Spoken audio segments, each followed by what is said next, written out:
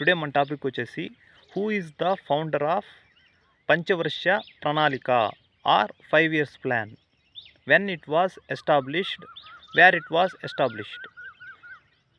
Actually, Panchavarsha Pranalika was founded by Nehru during the time period of 1950, March in 15.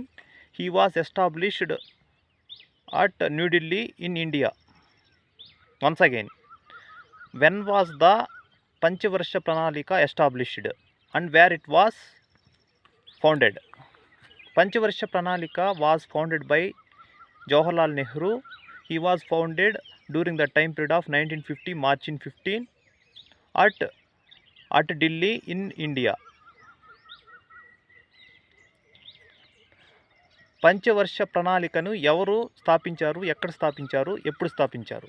పంచవర్ష ప్రణాళికని 1950 మార్చి 15వ తారీఖున జవహర్లాల్ నెహ్రూ గారు న్యూఢిల్లీలో ఇండియాలో స్థాపించారు. నచ్చితే లైక్ చేయండి, షేర్ చేయండి, కామెంట్ చేయండి. మరిన్ని వీడియోస్ కోసం మన ఛానల్ని సబ్స్క్రైబ్ చేసుకోండి.